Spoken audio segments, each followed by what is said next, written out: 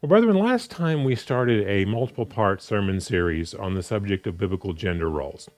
And as I mentioned last time, it's going to be a multiple part series because this is a very large topic. So, what I'd like to do today is pick up on part two of this series. So, if you'd like a title for this sermon, it's Biblical Gender Roles Part 2. Again, Biblical Gender Roles Part 2. As I mentioned last time, this is a very large topic that we're certainly not going to cover in a single sermon or two. It's going to take multiple installments to do this because, again, a very large topic and lots to cover. And as I covered last time, I basically kind of covered what I said was kind of defining the problem. And as we know, that this is a very large topic, and there's never been a time in human history, where we've, as in any society, has really practiced gender roles the way God intended, and followed His instructions and had things work out the way He intended. That's never been the case. But in terms of defining the problem, I chose to focus on, as I said, primarily the feminist movement that has been the primary cultural push in the U.S. and other Western nations for like the past 40 to 50 years.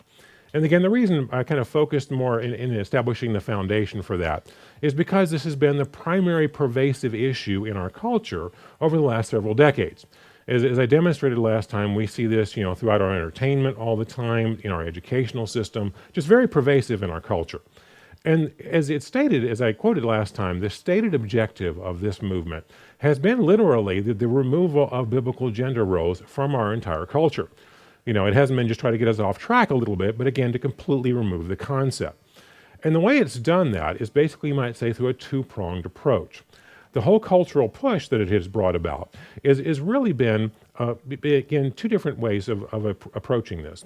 One is by convincing our culture that masculinity is in one way or another inherently, pathological, you might say, or problematic. So therefore, men need to be feminized, for the safety of mankind. They've also taken the approach of basically convincing us that taking a feminine role is inherently, basically, equates with oppression and victimization. And of course, nobody would want to be a victim. And that then convinces women that they need to take up and basically take a masculine role and compete with men for our masculine role in that regard, or otherwise it's going to equate with victimization. So basically what you have now is taking both sides and teaching them they should completely abandon the roles that God intended and take a completely different role. And as I demonstrated last time, you can actually chart, from the 1960s forward, the devastating results of this. Because if you look at the statistics, what you're going to see is a skyrocketing divorce rate, a dropping marriage participation rate, and a skyrocketing illegitimacy rate. In other words, we're looking now across the board in every demographic in the U.S., between about 40 and 50% of new births of children being born today are born into homes where marriage is not even in the equation, for the parents at the time it's born. You get societal breakdown. So you can see what's happening here is basically just tearing apart the family in America. What I'd like to do today is pick up on part two and continue forward, kind of establishing the foundation for this series.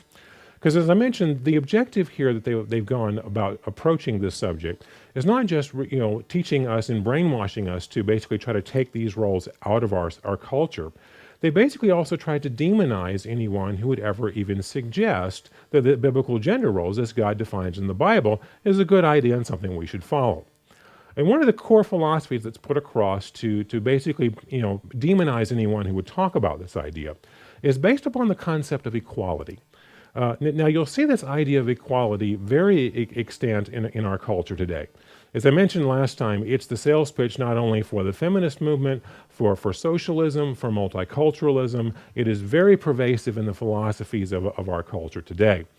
And as this idea pertains to, you might say, roles or gender roles of individuals, it's the idea that everything about roles should be completely exactly the same and interchangeable.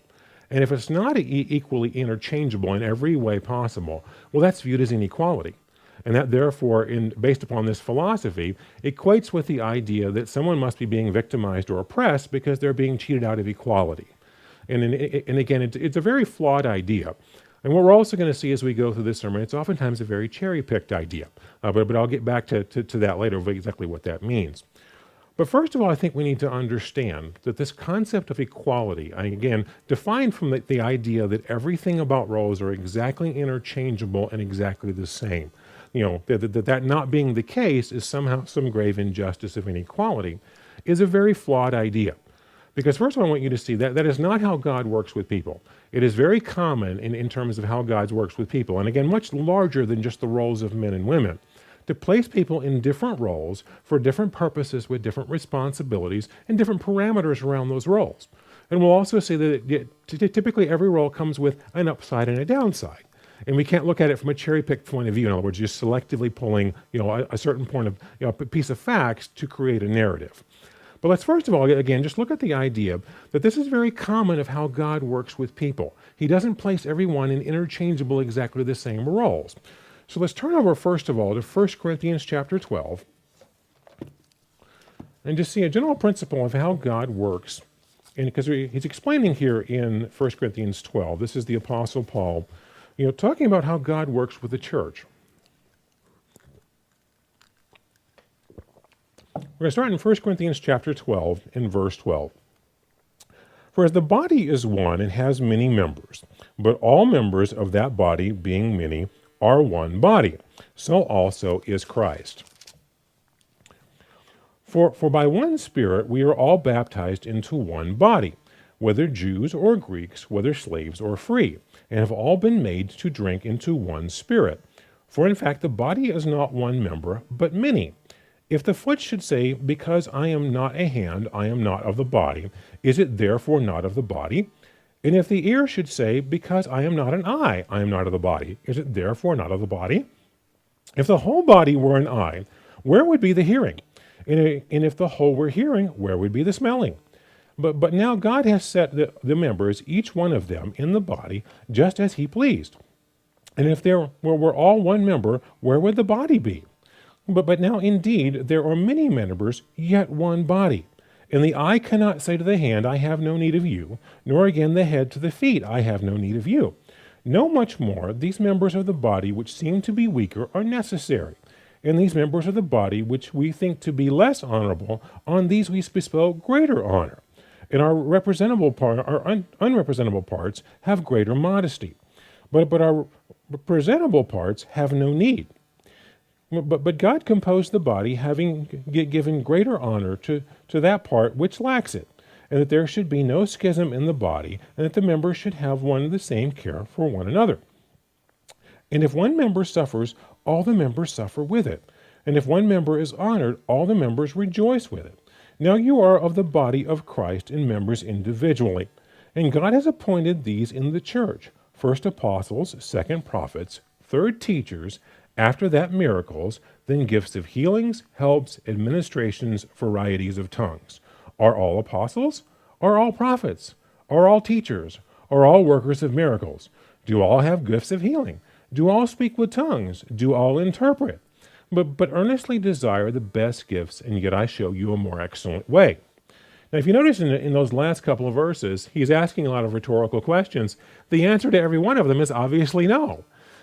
He's saying, are all in the same role? No. Do all have the same gifts and talents? No. Because he's assigned them differently, again, for the overall good of everyone. And realize this doesn't mean anyone's been cheated or anyone's a second-class citizen or been oppressed. He's saying he's done this for the overall good of everyone. He's given different responsibilities and different roles to different individuals, again, for their good and for the benefit of the entire whole, because we need that for the overall collective good. And realize that by virtue of even how this is described, they're not all exactly the same and interchangeable. And it's not some inherent crime, that one, doesn't have the exact same role of the other. The way I like to look at it is kind of like this. The Bible refers to God as our Father. And it's kind of like he's the dad, and we're his children. And he's got all of his little kids down here on the playground on planet Earth. And what he's done is he's over supervising all the little kids on the playground, and he gives them all different sandboxes to play in. And everybody's got their own sandbox and their own toys to play with, and he's assigned them accordingly as he sees fit, again, for the overall benefit of everyone. But not every sandbox is the same. Different sandboxes have different sizes and maybe different shapes and different color sand in them and different toys he gave to them all. But he assigned us all, again, for our benefit and for the overall good, and he tells us to play in our own sandbox with our own toys. But as human beings, we're carnal, and we deal with envy and lust and greed and such, and sometimes what we do is we're playing in our sandbox, and we look over at the kid in the sandbox next to us, and we go, well, he's got some shiny toys in that sandbox. That looks cool. I'd like that toy. And you're saying, well, I'm just as good of a kid as he is. Well, I deserve that too. And we want to reach over in their sandbox and take that toy. But what we don't realize is, first of all, we're stepping across the boundary lines here because we're oftentimes cherry picking. Because what we're going to see also is it's not just an issue if he got those particular toys in that sandbox. Oftentimes there's different maintenance that comes with that sandbox as well. There's different responsibilities, you might say. The point I'm getting at is there's different upsides and downsides, and they come together, and we can't cherry pick. But see, it's our human nature that we oftentimes want to step across that boundary line and think, well, I want their toys. Or sometimes we get really greedy and go, well, I want both sandbox. I want to roll my sandbox and I want to roll their sandbox too because I think I just deserve it. And we want to step over there and take over someone else's sandbox. What we're going to see today is God responds to this typically very negatively. He can have a very negative response to this. And typically not only will he just slap us down sometimes tell us to get back in your own sandbox, sometimes he gets very ticked off and says, okay, you won't play in your own sandbox? You get no sandboxes and you get no toys. And he takes it all completely away. And then we'll see some examples of that today. But we also need to realize in this, one, first of all, realize the concept of different roles and people being responding to different responsibilities and different parameters around those roles is not unique to the idea of men versus women. Because oftentimes this subject gets looked at, from those that want to put down the Bible as a sexist, archaic, anti-women kind of book. It's a cherry-picked view, and they're looking at it again from just selective facts to create a narrative. Well, if you look at this, God assigns people lots of different roles, and again, that's not inherently oppressive.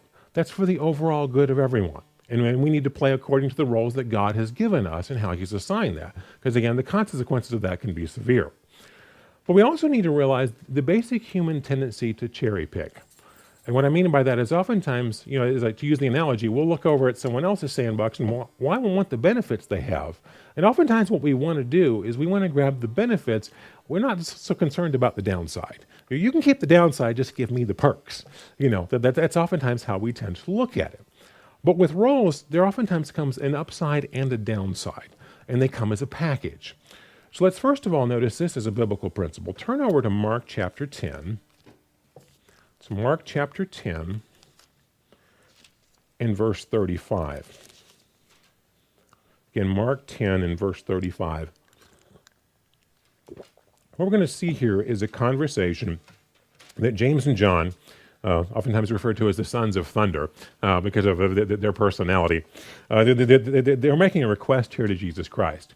But as we're going to see here, they're cherry picking in terms of their view of things.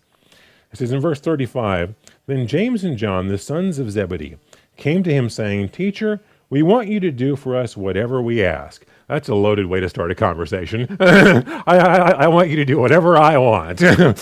Okay, in verse 36, and he said to them, what do you want me to do for you? And then they said to him, grant us that we may sit on your right hand and the other on your left in your glory. Now notice what they're focused on. We want all the perks. We want the chief seats. We want the glory and all the benefits, and that sounds great to us. And notice Christ's immediate response. But Jesus said to them, you do not know what you ask. In other words, you're cherry picking. You're only looking at one side of the story, but let me tell you what comes with this. Can you drink the cup that I drink and be baptized with the baptism that I am baptized with? See, what Christ is pointing out to them is you're just, you're being human and carnal, and you're just focused on the glory and the upside. Let me tell you, there's a nasty downside that comes with that. And you can't take just one without the other. It's a package deal. Do you want the whole deal? That's basically what he's asking them. In verse 39, and they just said to him, we can. And Jesus said to them, you will indeed drink the cup that I drink and be baptized with what I am baptized. With the baptism I am baptized with, you will be baptized. But to sit on my right hand and on my left is not mine to give, but it is for those for whom it is prepared. In other words, you got to earn that deal. I can't promise you that outcome. But if you want the downside, we can arrange that. I can give you that one. But because think about it. I mean, yeah, Christ winds up in the chief seat, in the role from this. He's King of Kings and Lord of Lords. But what did he go through, to be placed in this role? Well, he got taken captive. He got beaten and tortured and humiliated and then violently murdered. And basically what he's saying to them, you want to receive the same thing? Well, think about how most of the apostles died. Most of them went through harsh trials, that they died violent death, being martyred, fulfilling God's will. This is what he's pointing out to them is like, hey, you want the chief seats? There's a nasty downside that comes with this. And you can't cherry pick. You can't just take the part that you want. You get the whole deal. And so that's very important to realize when we look at roles is oftentimes there's an upside and a downside because our human tendency is to go, well, I want all the perks. And oftentimes that's our definition of equality. But because think about it like this, this whole concept of equality is, as I mentioned, is also the sales pitch for socialism. And then this is a little bit off the subject, but I think this will illustrate where I'm going with this. The idea of socialism is based upon the concept of the redistribution of wealth. The idea of equality is, well, everyone has the same financial resources, the same standard of living, and if someone doesn't, well, that means it's inequality and they've been oppressed. But what you'll hear oftentimes is the concept of, I want equality, I want my fair share. And what they typically want their fair share of is the profits and the wealth. But because oftentimes what you don't hear is people demanding their fair share of all the work, the sacrifice, the risk that came in producing that wealth. They're like, no, you can keep all the work and the sacrifice and stuff. Just give me the fair share of the profits. That's not equality. That's not a fair share. That's a cherry-picked view. And we have to keep in mind, that's what we as carnal human beings tend to do when we look at subjects. So again, what I want to do now is go through a couple of examples from the Bible. Again, looking at the concept of roles, because I want you to see several things in this. One, for starters, this concept of God placing people in different roles with different parameters around them and different responsibilities, different upsides and downsides, is not unique to the concept of men versus women at all. There's lots of contexts where God places people in different roles with different responsibilities in lots of different contexts. And this isn't by no means makes anyone oppressed or cheated or out of their equality or oppressed or a second-class citizen in any way. This is just kind of a common concept. But realize it's a natural human tendency for people to want to step over into someone else's role and try to take over that. And you're going to notice a number of examples here where God responds very negatively to that. People get slapped down really hard, when they're trying to step across that boundary line, take over someone else's sandbox and take their toys. And God responds very negatively to that. So let's turn on, first of all, over to Numbers chapter 12.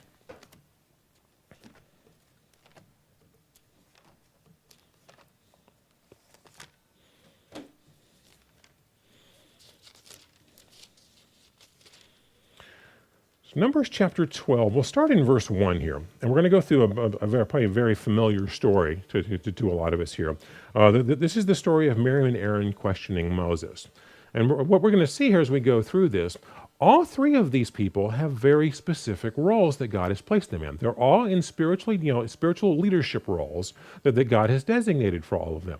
So there's nobody here who's been minimalized and is being cheated as a second-class citizen or oppressed in any way, shape, or form.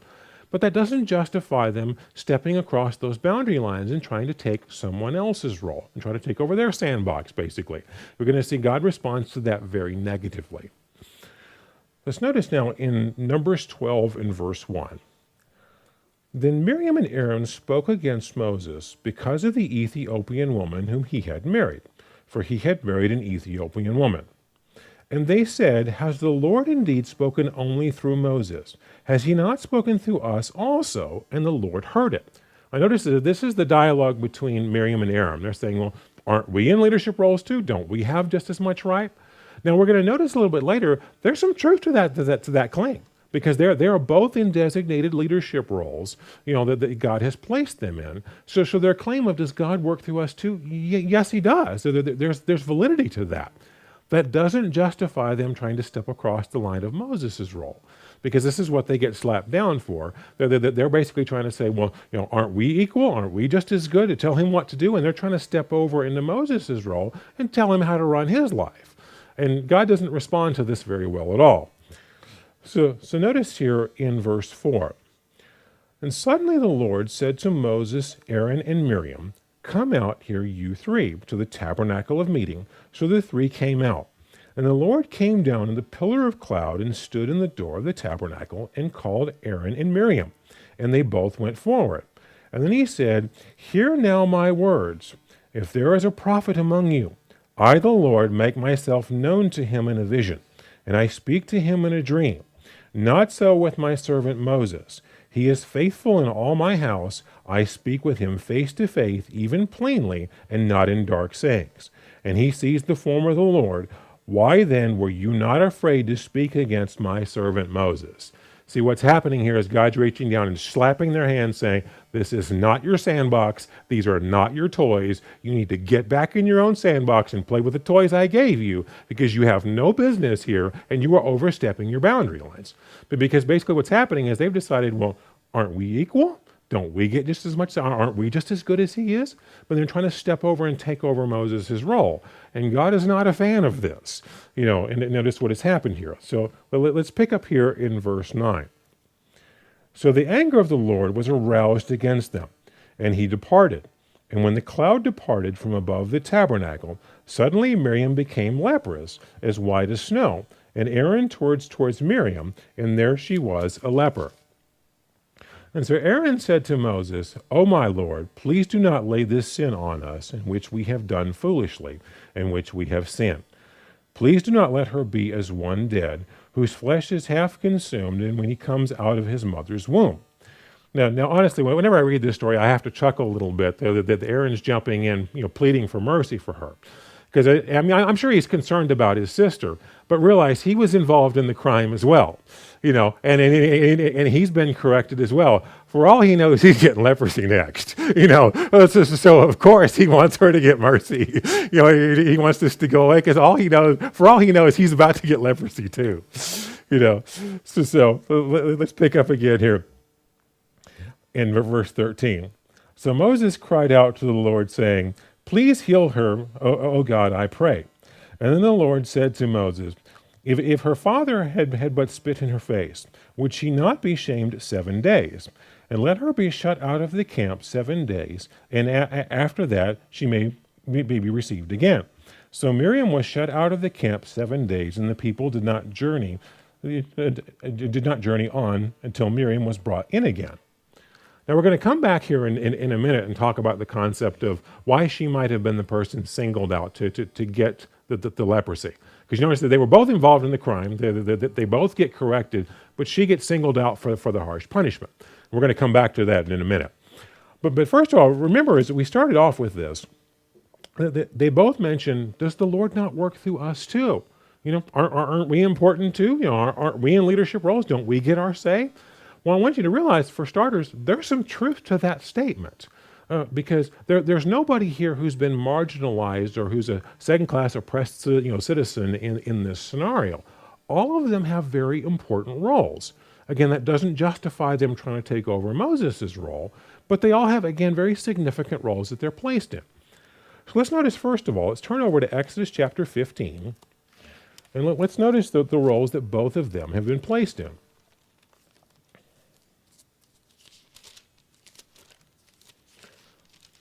Exodus chapter 15, we're going to start here in verse 20.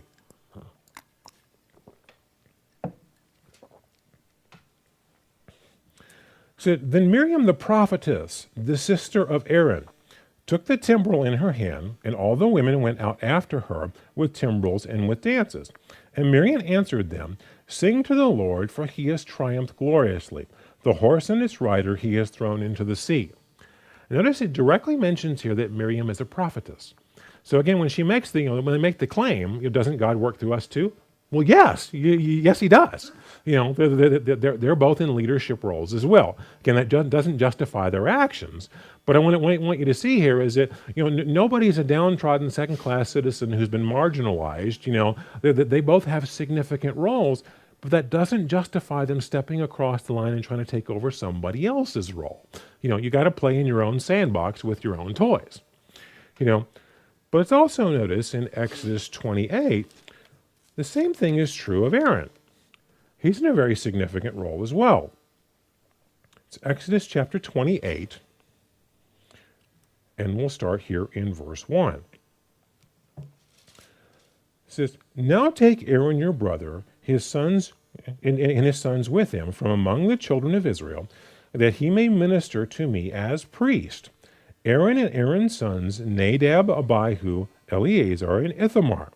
And you shall make a holy garments for Aaron your brother, for glory and for beauty. So you shall speak to all who are gifted artisans, who I am filled with the spirit of wisdom, that they may make Aaron's garments to sanctify him, that he may minister to me as priest. And these are the garments which ye shall make: a breastplate, an ephod, a robe, a skillfully woven tunic, a turban, and a sash. So you shall make holy garments for Aaron your brother and his sons, that he may minister to me as priests. So he's talking about the establishment of the Levitical priesthood here, which we oftentimes refer to also as the Aaronic priesthood, because again, they're the descendants of Aaron. But notice again here, when they make the comment, doesn't God work through us as well? Well, yes, yes, he does, because they're both in significant roles. Well, we see that Miriam was a prophetess and Aaron is a priest. In fact, we're going to see he's high priest. He has a very special role, and his sons are also priests as well. But let's also keep in mind, again, roles come with an upside and a downside. We can't just look at them as cherry picking in terms of, well, they get to have this special role. Because as we're going to see here in regards to Aaron and his sons, yes, they're Levites, and they get a special role in the tabernacle that they get to fulfill. And we're going to see that Aaron has a very special role, that he's the only one in Israel that gets to go into the Holy of Holies on the Day of Atonement to do the two-goat ceremony. But there's a downside that comes with this as well. And let's turn over now to Leviticus chapter 16 and look at that. So Leviticus chapter 16 and verse 1. It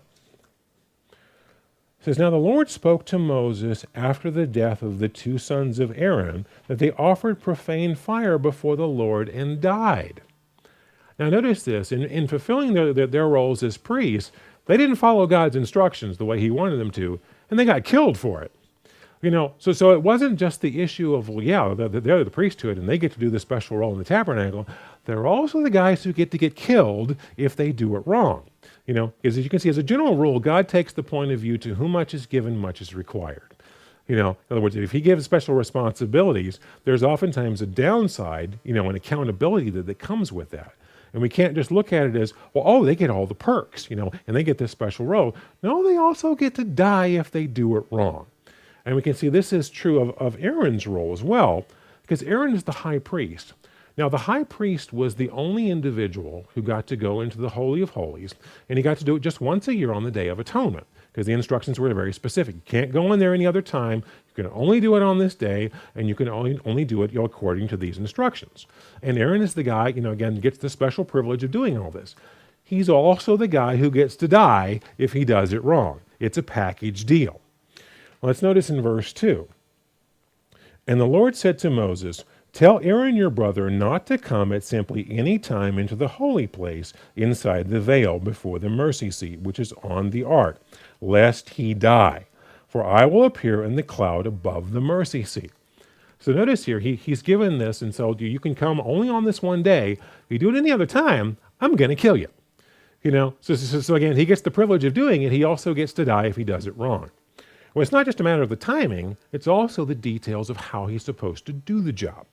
If you glance over to verse 13, and this is again referring to the instructions of what Aaron's supposed to do when he goes in on the Day of Atonement to do this ceremony. He says, And he shall put incense on the fire before the Lord, that the cloud of incense may cover the mercy seat that is on the testimony, lest he die. In other words, if he doesn't follow the instructions and do it exactly the way God told him to, he's the guy that gets killed. So you understand, again, roles come with an upside and a downside, and they come together. We can't cherry pick and say, well, I just want the benefits, don't want the downside. It doesn't work that way. Also notice this as well. This is a unique role that Aaron gets to play. Moses doesn't get to do this either. Because if Moses were to step across this boundary line and say, well, I want to go into the Holy of Holies and I want to do this, that'd be a good way to get killed. Because God said, anybody else does this, I'm going to kill them. So again, they both have their unique special roles of what they're supposed to play. This doesn't make anyone victimized or marginalized or cheated out of their equality. It's just how God has assigned them. And they all come with an upside and a downside. Now let's look at the question of why was it that Miriam was the one singled out for the leprosy? Now, the Bible doesn't specifically tell us the answer to this, so we have to speculate a little.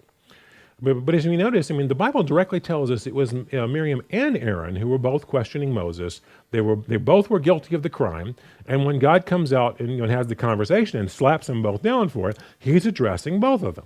So obviously they're both guilty of this. But why is it that Miriam gets the harshest punishment?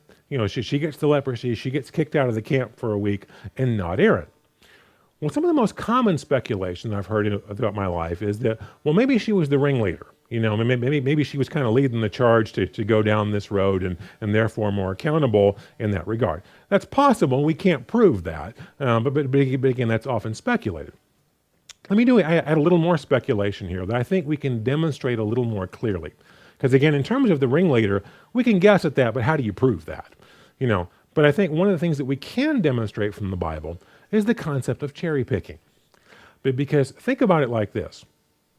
What they're both basically wanting is their say. They're wanting to judge Moses in terms of how he's lived his life and tell him how to do things. And God's slapping them down saying, he's in a special role. He's in charge of running the nation. You should stay out of his sandbox. That's my job to be judging him. So basically what they're wanting is their equality in their say.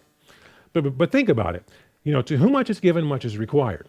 Moses' role was a lot more than just being the guy in charge, who got to dish out the instructions and tell people what to do. Because yes, I mean, he was the guy leading the nation that was oftentimes doing the delegating and making the judgments and was in charge. He's also the guy that gets to deal with them every time they're upset. Because follow that one through the Bible, every time Israel gets unhappy, with their circumstances, what are they doing? And all Israel murmured against Moses, and they're all ready to take him on. Or if they're getting real upset and they're ready to riot and ready to stone somebody, who are they ready to stone? It's Moses. So his job is not just, getting to be in the limelight and being in charge and telling people what to do. He's the guy that gets the headaches to deal with every time they're upset and angry, and every time they want to riot and they want to kill somebody. He's the guy they want to kill. And he has the headaches of dealing with all of this. So he has the upside and the downside. Now let's look at the concept of cherry picking.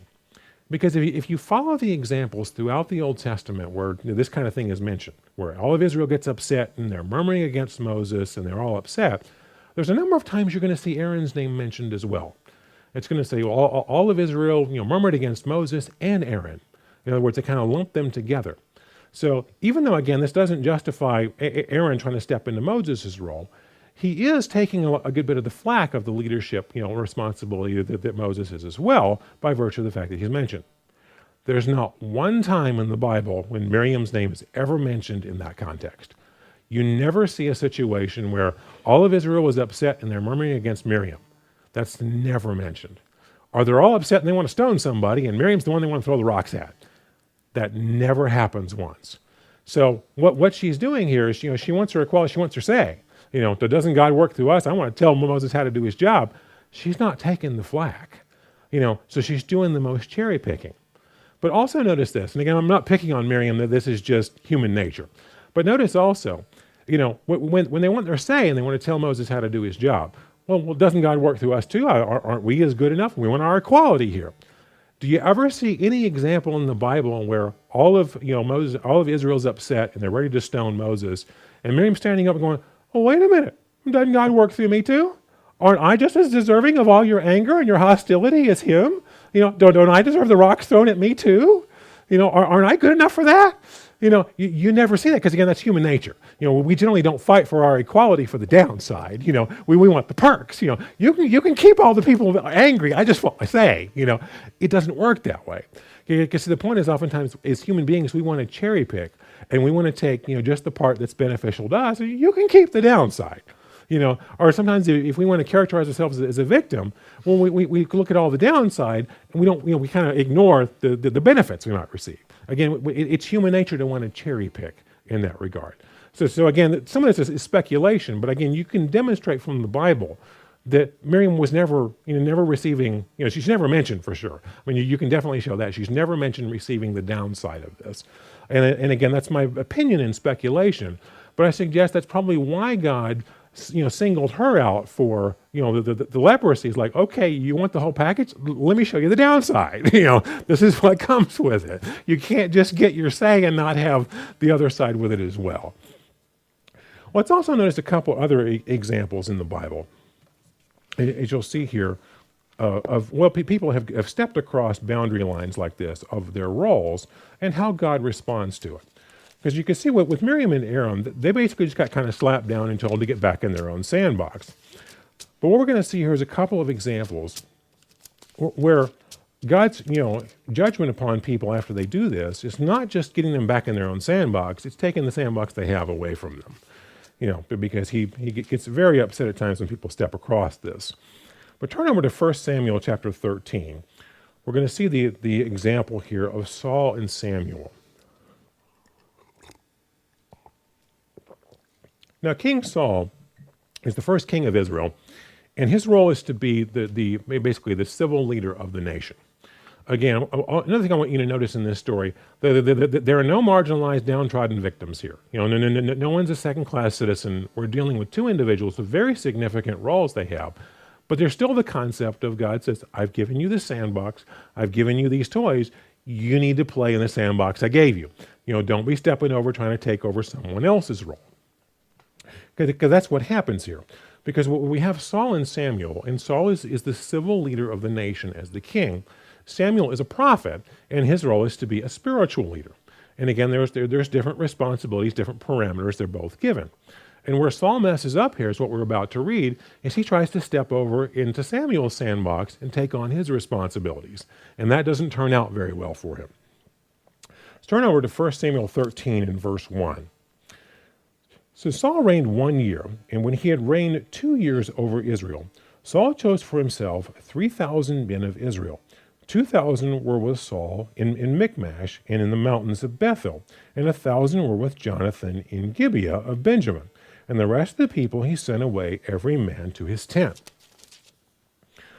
And Jonathan attacked the garrison of the Philistines that was in Gibeah, and the Philistines heard of it. And then Saul blew the trumpet throughout all the land, saying, Let the Hebrews hear. Now all Israel heard it, and said that Saul had attacked a garrison of the Philistines, and that Israel had become an abomination to the Philistines. And the people were called together to Saul at Gilgal. Then the Philistines gathered together to fight with Israel, 30,000 chariots and 6,000 horsemen. And the people as the sand which is in the seashore in multitude. And they came up and encamped in Michmash to the east of Beth-aven. And when the men of Israel saw that they were in danger, for the people were distressed, then the people hid in caves, in thickets, in rocks, in holes, and in pits. And some of the Hebrews crossed over the Jordan to the land of Gad and Gilead. And as for Saul, he was still in Gilgal, and all the people followed him trembling. And then he waited 7 days according to the time set by Samuel. Because we're going to notice here, he had been told to wait for Samuel to come and do the sacrifices. He'd been told, that's not your job, that's Samuel's job. You need to wait for him to do that. And this is where he messes up. He doesn't wait. But Samuel did not come to Gilgal, and the people were scattered from him. So Saul said, Bring the burnt offering and the peace offerings here to me. And he offered the burnt offering. Now it happened as soon as he had finished offering the burnt offering that Samuel came. And the Saul went out to greet him, and went out to meet him that he might greet him. And Samuel said, What have you done? And Saul said, I saw that the people were scattered from me, that you did not come within the days appointed. And then the Philistines gathered together at Michmash. Then I said, The Philistines will now come down on me at Gilgal, and I have not made supplication for the Lord. Therefore I felt compelled and offered a burnt offering. And Samuel said to Saul, You have done foolishly. You have not kept the commandment of the Lord your God, which he commanded you.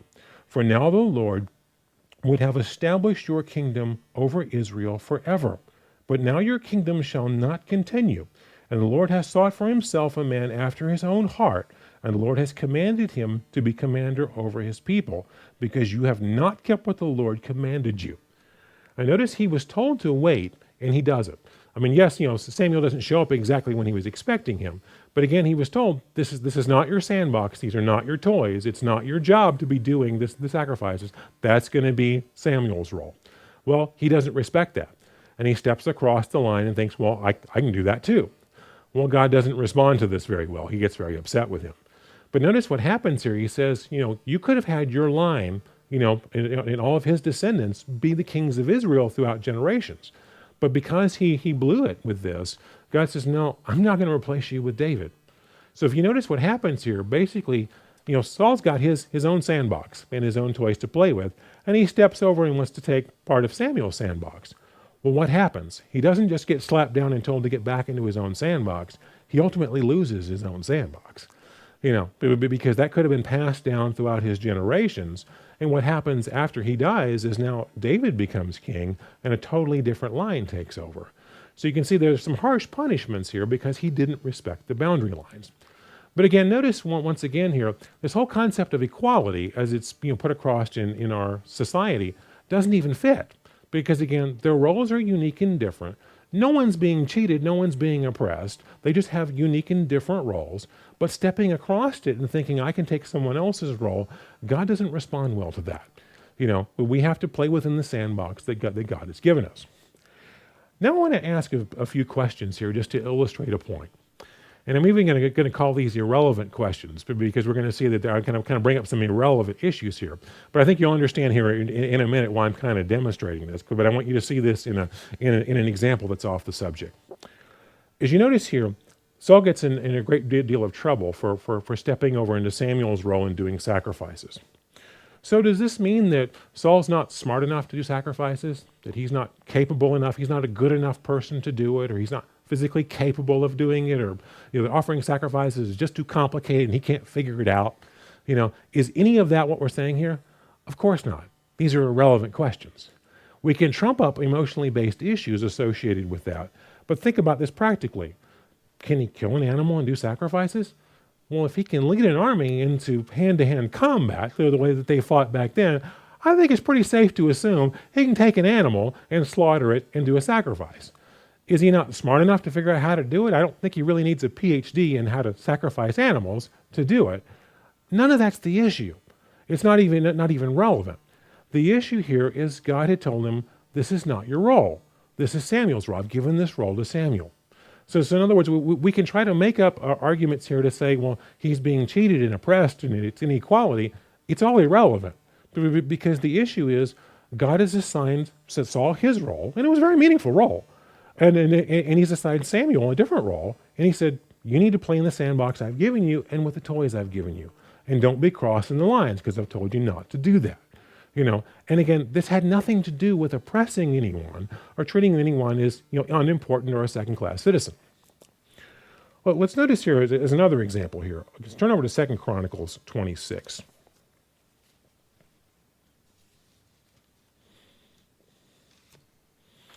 Second Chronicles 26 here. We're going to look at the example of King Uzziah.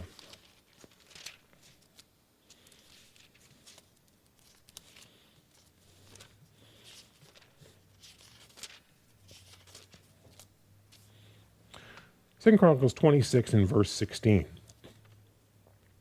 So when he was strong, his heart was lifted up, and his destruction, for he had transgressed the Lord his God by entering the temple of the Lord to burn incense on the altar of incense. Now, who we're talking about here is King Uzziah. Now he is king of Judah, and again has a very significant role. He's the civil leader of the nation. But what he's doing is he's stepping into the temple trying to do the Levitical priesthood's job. This does not go well. Look in verse 17.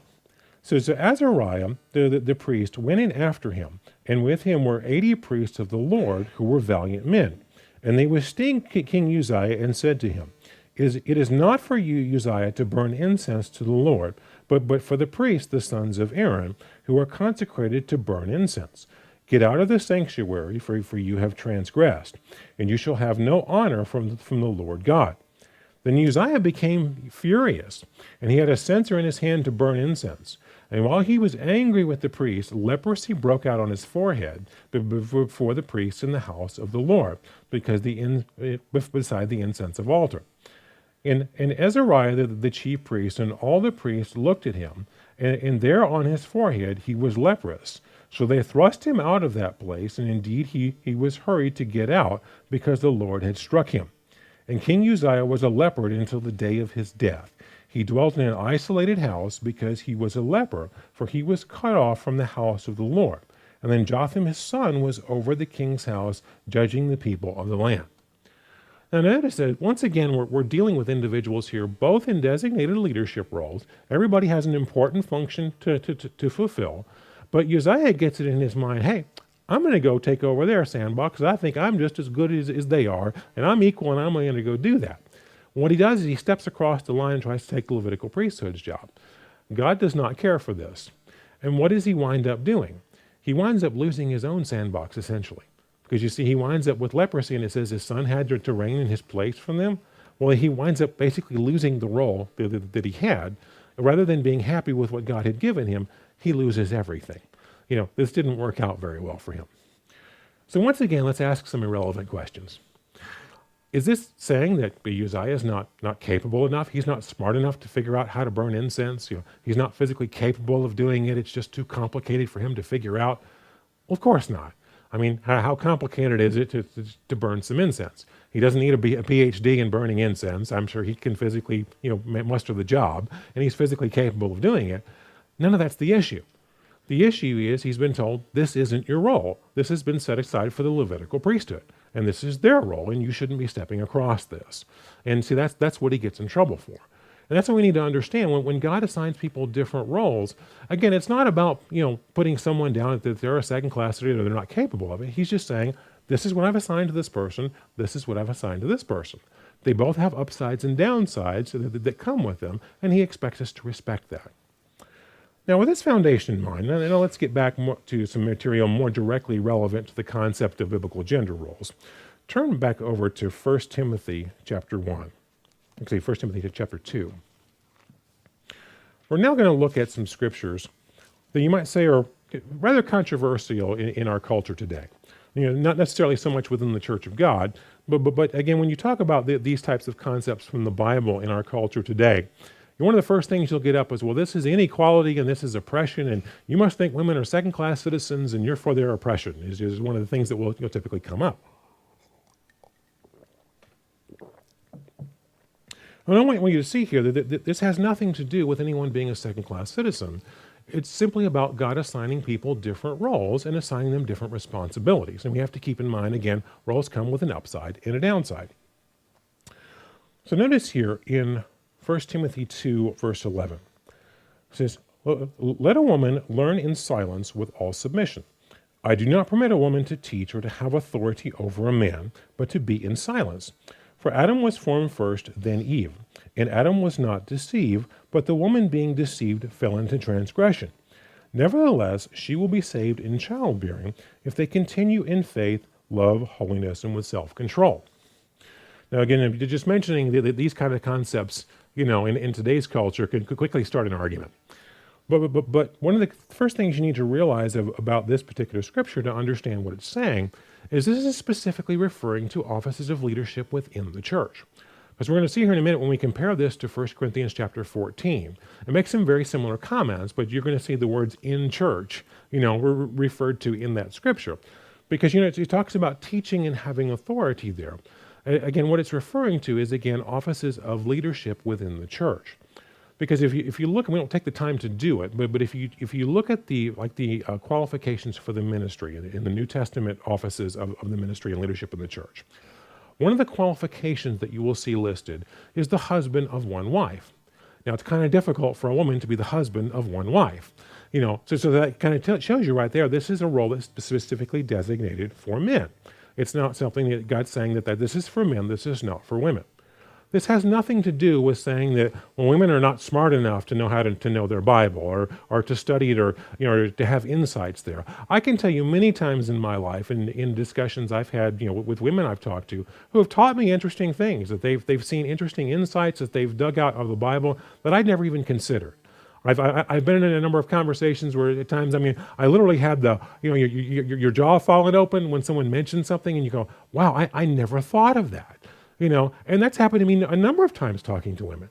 So it's not an issue of women are not smart enough to know that or don't have the responsibility to study their Bible and to be as well versed with it as men. They certainly do. We're all in training for the same job as first fruits.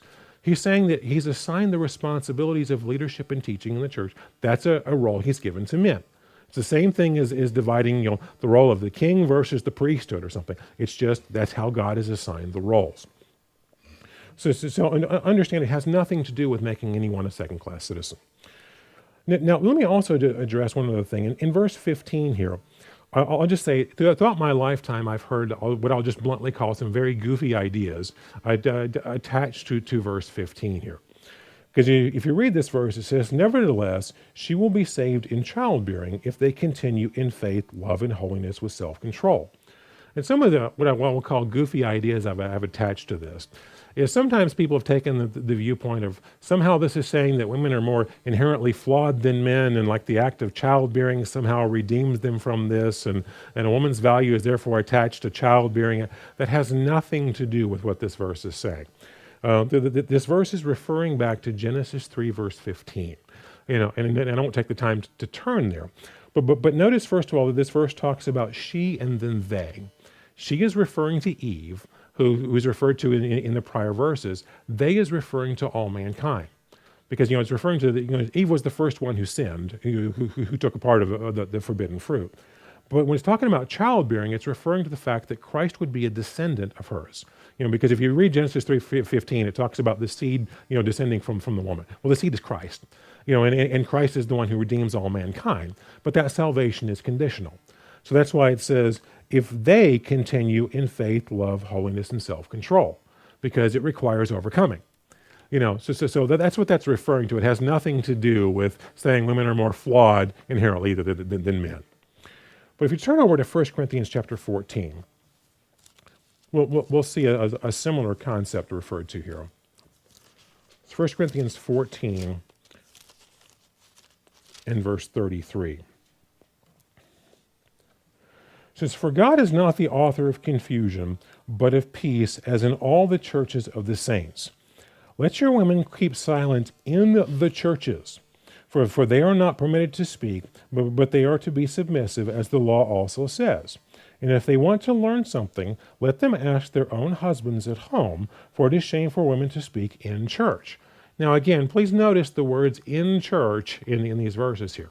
This is not saying, well, women just need to shut up and stay in the kitchen because they have, nothing valuable to add. That is not what this is talking about. It's saying that in positions of leadership and teaching in the church, that is a male role that has not been given to women. It's again how God has assigned the responsibilities. But again, if you're going to look at this again, not from a cherry-picked point of view, realize there's two sides to every story. Because oftentimes, again, in our culture, we look at this and say, well, this is cheating women out of, being in a leadership role and all the perks that can come with that. Realize there's a downside that comes with that role as well, and we have to look at both sides. Turn over to James chapter 3 and verse 1.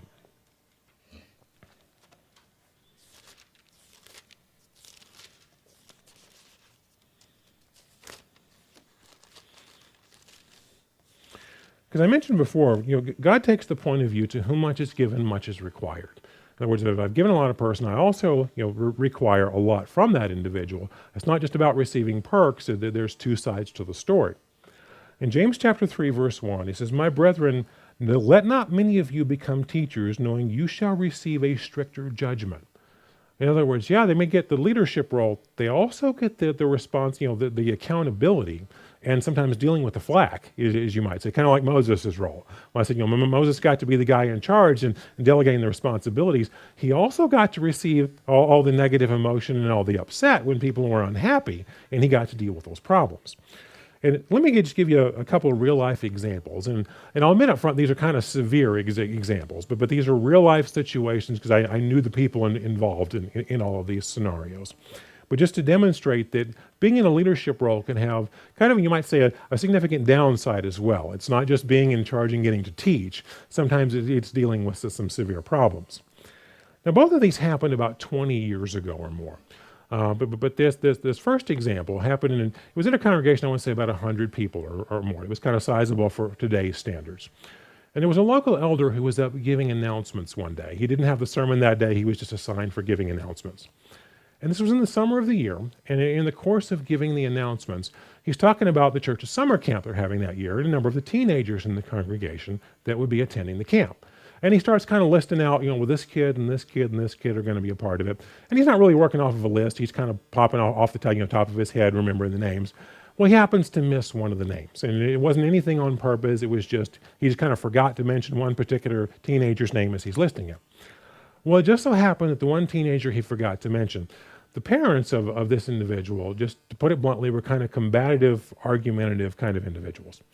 And not only that, but there was an extended family of this, these parents that were in this congregation as well, and they all kind of had similar personalities in that regard.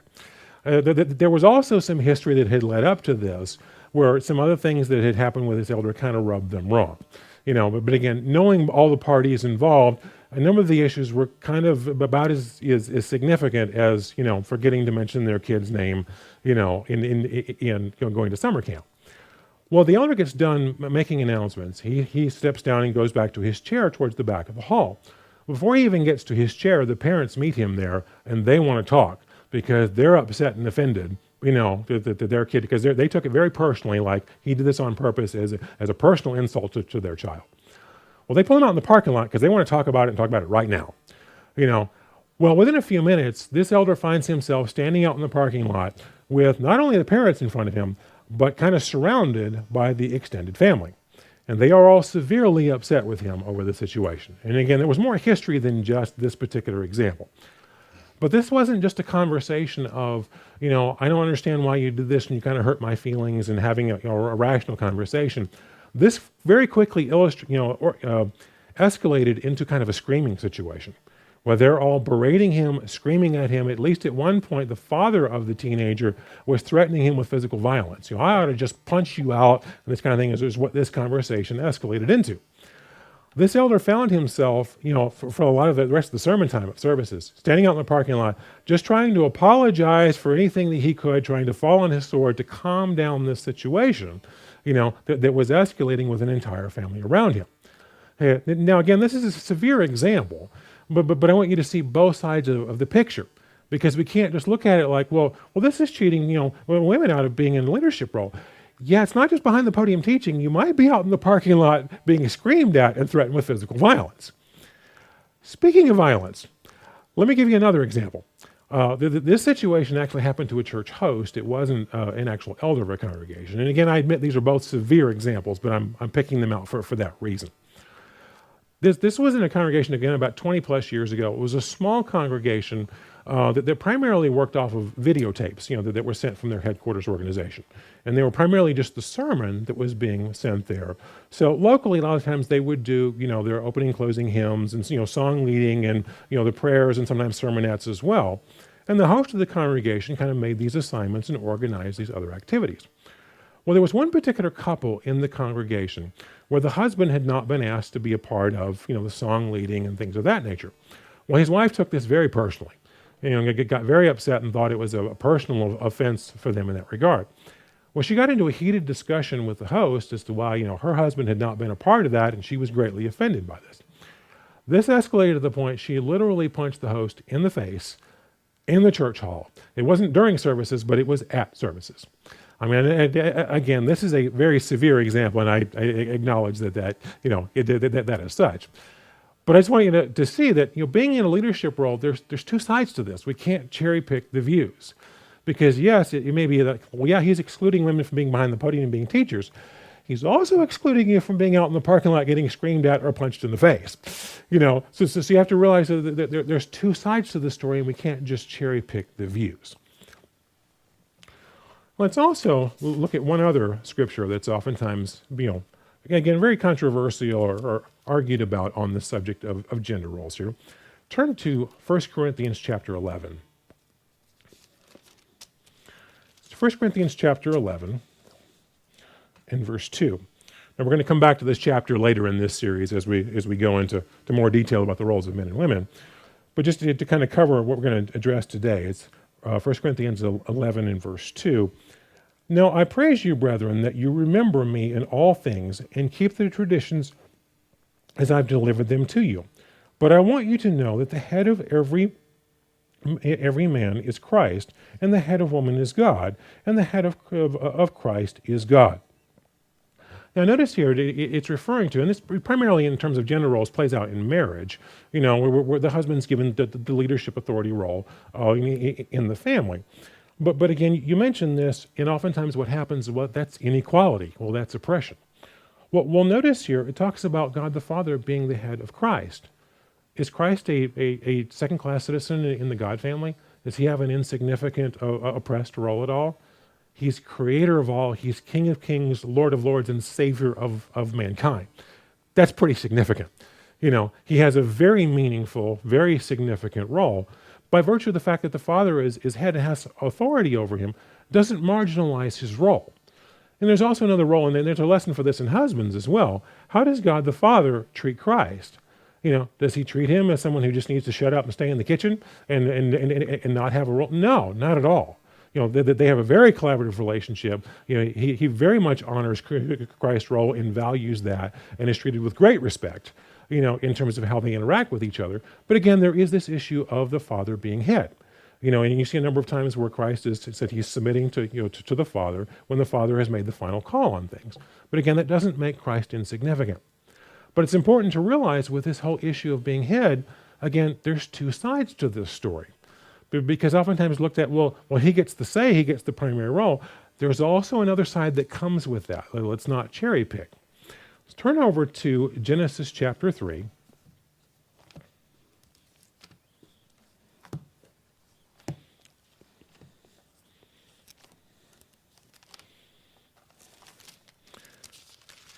Genesis chapter 3. We're going to pick up in verse 8, but let me just summarize what's led up to this point so you kind of understand what's happening here. I'm sure we're probably all familiar with the story of Adam and Eve in the Garden of Eden. Because as you know, ultimately, they both wind up sinning. They take of the tree of the knowledge of good and evil, and they wind up basically, as that symbolized, embracing Satan as the source to follow rather than God, which is symbolized by the tree of life. Now, if you're familiar with the details of the story, you know the order of what happened. So Satan basically approaches Eve first. She's the first person who sins, and who takes of it, and she's instrumental in then going to Adam and talking him into do it. Now they both mess up. They both sin and are responsible for this. But again, technically speaking, who's the first person who did it? That was Eve. And not only is she the first person who did it, she's instrumental in getting Adam to do it. Who is the first individual called on the carpet for it? Who gets the primary responsibility? Look here in verse 8. Genesis 3, verse 8. And they heard the sound of the Lord of God walking in the garden in the cool of the day. And Adam and his wife hid themselves from among the presence of the Lord among the trees of the garden. And the Lord God called to Adam and said to him, Where are you? And he said, I heard your voice in the garden, and I was afraid because I was naked, and I hid myself. And then he said, Who told you that you were naked? Have you eaten of the tree which I commanded you, that you should not eat? And then the man said, The woman whom you gave me to be with me, she gave me the tree, and I ate. And the Lord said to the woman, What is it you have done? And the woman said, The serpent deceived me, and I ate. I noticed, but both of them are running for cover. Everybody's looking for, it's not my fault, it's somebody else's fault. No one's wanting to take responsibility for their actions here. But notice the order that God has gone in. He went straight to Adam and said, What have you done, Adam? You messed up. Adam wasn't the first guy that did it, was he? We know the order of the story. But notice what he's doing. He's going to the head, the guy who was placed in charge, and he's the one being held first responsible. Because if you notice in the New Testament, when we talk about sin entering the physical creation in mankind, who takes the primary blame? Who's exclusively mentioned as the person responsible? That's going to be Adam. Turn over to Romans chapter 5.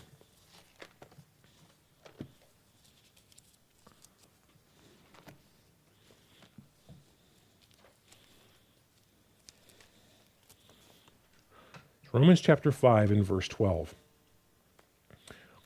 Therefore, just as through one man sin entered the world, and death through sin, and that thus death spread to all men because all sin. For until the law was in the world, but sin is not imputed when there is no law.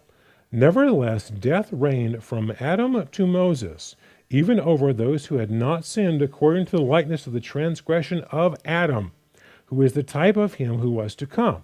But the free gift is not like the offense. For by the one man's offense many died, much more the grace of God and in the gift, but by the grace of the one man, Jesus Christ, abounded to many. And the gift is not like that which came from the one who sinned, for the judgment which came from one offense resulted in condemnation, but the free gift which came from many offenses resulted in justification.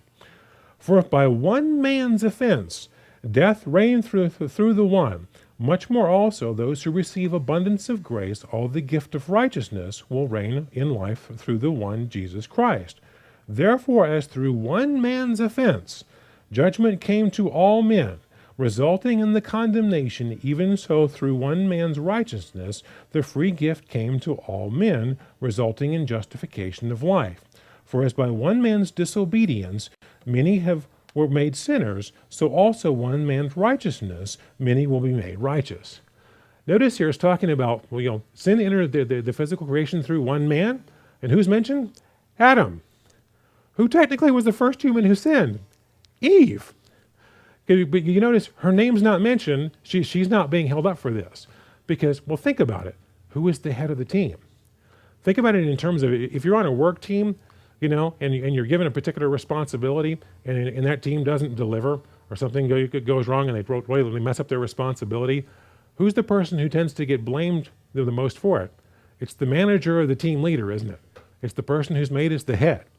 Or if a company has gone really off course and they're not doing well, and the board wants to say, well, we got to change this. We got to turn the direction of this company. Who tends to get fired?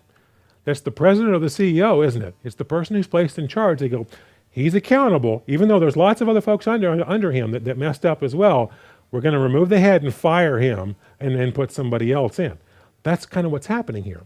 See, it wasn't just the issue of Adam, he gets to be the head, he gets to call the shots. He gets the accountability when it all goes wrong too. And so he gets, it comes with, to whom much is given, much is required. So I want you to look at this and see, again, our human nature perspective of things is oftentimes we cherry pick.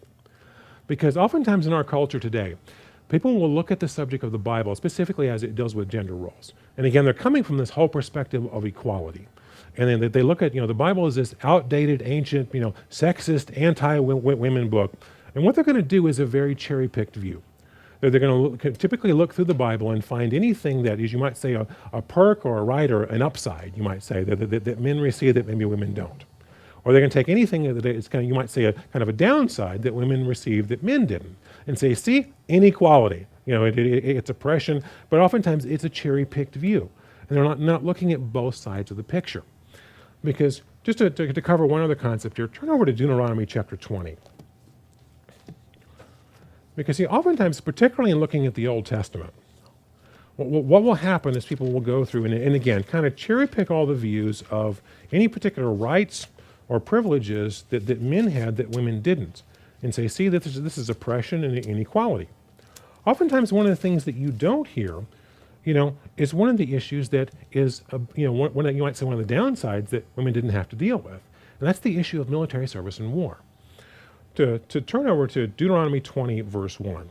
What we're going to read here is the biblical rules of war. It says, when you go out to battle against the enemies and see horses and chariots and people more numerous than you, do not be afraid of them, for the Lord your God is with you, who brought you up in the land of Egypt. So it shall be when you are on the verge of battle, that the priest shall approach and speak to the people.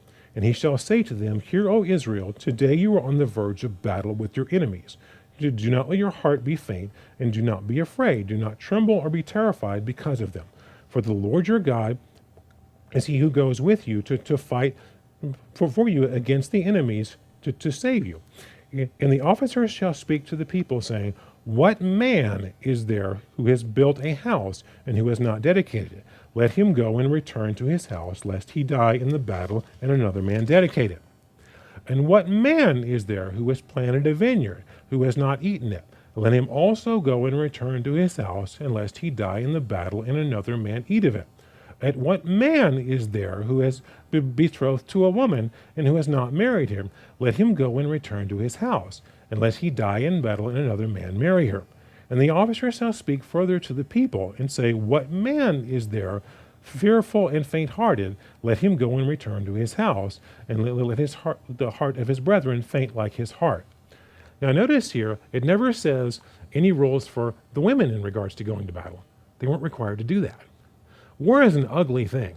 Having to go fight in battle where you could get killed or severely wounded and disabled for the rest of your life as a result of your injuries, or again, just the horror of the things that you deal with in dealing with battle and war is a pretty ugly thing. But notice the women didn't have to do that. This was something that they were spared from. So again, my whole point is here is let's look at both sides of the picture, because what tends to happen with human nature is like this.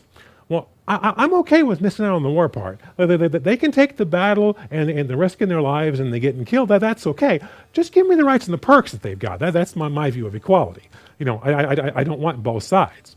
But we have to realize life doesn't work that way. When roles are assigned, there's an upside and there's a downside, and they both come together as a package. Because as human beings, again, in our equality, it's just like the socialism view. Oftentimes, my fair share, my equality, that's my portion of the profits. That's not my fair share of the work and the sacrifice and the risk and all the negative parts that come with that. That's just my fair share of all the profits and the money. Well, it doesn't work that way. That doesn't even meet their definition of equality. But what I want you to see in all of this is, again, the idea of equality, as is put across in our culture, is a very, very flawed idea. And again, if you look at Winston Churchill, how he described the concept of socialism, he called it the gospel of envy, because that's oftentimes what it is. It's a very human nature, perspective of wanting to cherry pick.